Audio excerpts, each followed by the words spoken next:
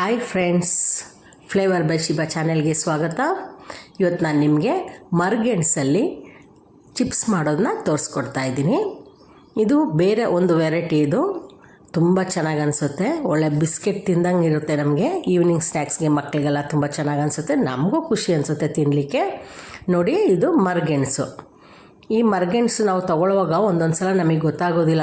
ಕೆಲವು ಗೆಣಸುಗಳು ಬೇಯಿಸುವಾಗ ಒಂದು ವಿಜಿಲ್ಗೆ ಪೌಡ್ರಂಗೆ ಬೇಯುತ್ತೆ, ಜೊತೆಗೆ ಬೆಳ್ಳಗಿರುತ್ತೆ. ಕೆಲವು ಸಲ ಗೆಣಸು ಚೆನ್ನಾಗಿಲ್ದಿದ್ರೆ ಗಟ್ಟಿಯಾಗಿರುತ್ತೆ, ಕಲರು ಚೇಂಜ್ ಆಗಿರುತ್ತೆ. ಇದು ನೋಡಿ, ಗೆಣಸನ್ನ ಕಟ್ ಮಾಡಿ ಈ ಥರ ಸಿಪ್ಪೆ ತೆಗಿಬೇಕು.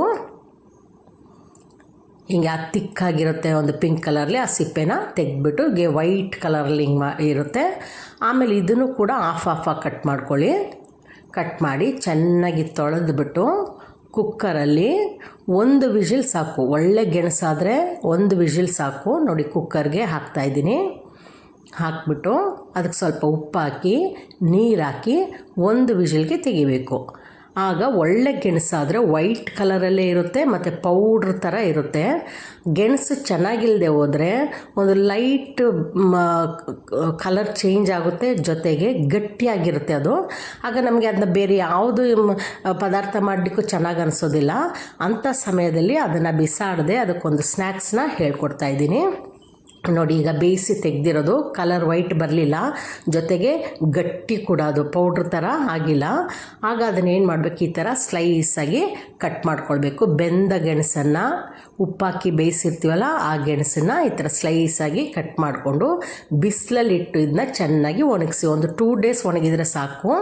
ನೋಡಿ, ಈ ಥರ ಒಣಗಿದೆ. ಈಗ ಚೆನ್ನಾಗಿ ಗರಿಮೊರೆಯಾಗಿ ಒಣಗಿರುತ್ತೆ. ಇದನ್ನು ಒಂದು ಟೈಟ್ ಬಾಕ್ಸಲ್ಲಿ ತೆಗೆದಿಟ್ಕೊಂಡು ಬೇಕಾದಾಗ ನಮಗೆ ಫ್ರೈ ಮಾಡ್ಕೊಳ್ಬೋದು. ನೋಡಿ, ಈ ಥರ ಒಣಗಿರುತ್ತೆ ಚೆನ್ನಾಗಿ. ಈಗ ಬಾಣಲಿ ಇಟ್ಬಿಟ್ಟು ಅದಕ್ಕೆ ಸ್ವಲ್ಪ ಎಣ್ಣೆ ಹಾಕಿ, ಎಣ್ಣೆನೂ ಜಾಸ್ತಿ ಕುಡಿಯೋಲ್ಲ ಇದು.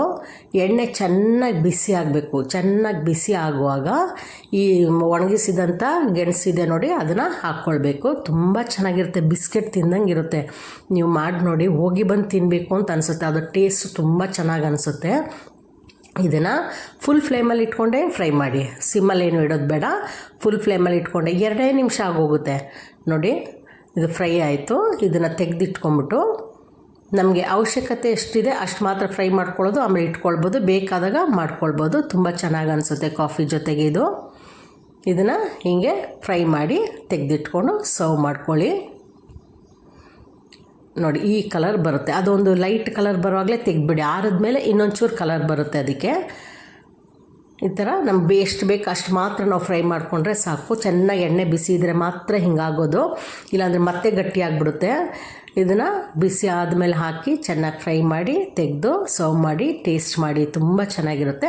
ಆಮೇಲೆ ಉಳಿದಿರೋದನ್ನ ಒಂದು ಟೈಟ್ ಬಾಕ್ಸಿಗೆ ಹಾಕ್ಬಿಟ್ಟು ಈ ಥರ, ಇಲ್ಲಿ ನೋಡಿ, ಇಲ್ಲಿ ಬಾಕ್ಸಲ್ಲಿ ಹಾಕ್ತಿದ್ದೀನಿ ನೋಡಿ, ಈ ಥರ ಬಾಕ್ಸಿಗೆ ಹಾಕ್ಬಿಟ್ಟು ಟೈಟಾಗಿ ತೆಗೆದಿಟ್ಕೊಂಬಿಡಿ. ಅವಶ್ಯಕತೆ ಇದ್ದಾಗ ಫ್ರೈ ಮಾಡ್ಕೊಳ್ಳಿ. ಇದನ್ನು ಮಾಡಿ ನೋಡಿ. ಇದು ನಮ್ಮ ಅಜ್ಜಿ ಮಾಡಿಕೊಡ್ತಾ ಇದ್ದು ಸ್ನ್ಯಾಕ್ಸ್. ಇದು ತುಂಬ ಚೆನ್ನಾಗಿರುತ್ತೆ. ನೆಕ್ಸ್ಟ್ ವೀಡಿಯೋದಲ್ಲಿ ಮೀಟ್ ಮಾಡೋಣ. ಬಾಯ್ ಬಾಯ್.